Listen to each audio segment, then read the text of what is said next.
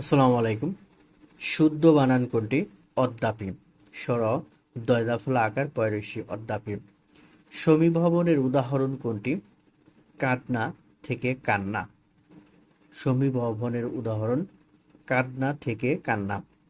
বিরামচিহ্ন ব্যাকরণের কোন অংশে আলোচনা করা হয়? বাক্য তত্ত্বে। বিরামচিহ্ন আলোচনা করা হয় বাক্য তত্ত্বে। কৃতদাসের হাসি সাহিত্যকর্মে কোন অনুবাদ গল্পের মিশ্রণ পাওয়া যায়? আলিফ লায়লা ওয়া লায়লা। কৃতদাসের হাসি সাহিত্যকর্মে কোন অনুবাদ গল্পের মিশ্রণ পাওয়া যায়? আলিফ লায়লা ওয়া লায়লা।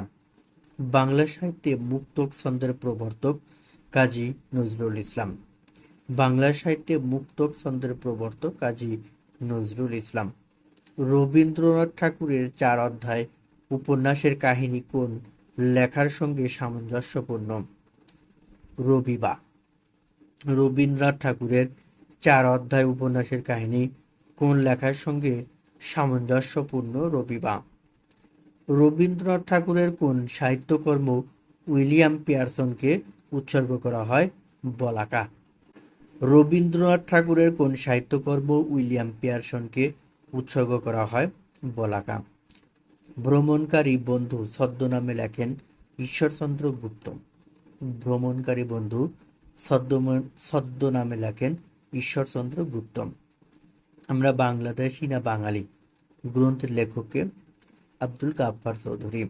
আমরা বাংলাদেশি না বাঙালি গ্রন্থের লেখক আব্দুল গাফফার চৌধুরী। বাংলা সাহিত্যের প্রথম ব্যঙ্গ উপন্যাসের রচয়িতা হলেন ইন্দ্রনাথ বন্দ্যোপাধ্যায়। বাংলা সাহিত্যের প্রথম ব্যঙ্গ উপন্যাসের রচয়িতা হলেন ইন্দ্রনাথ বন্দ্যোপাধ্যায়। বাংলা একাডেমির পুরনো মঞ্চের নাম কি? নজরুল মঞ্চ।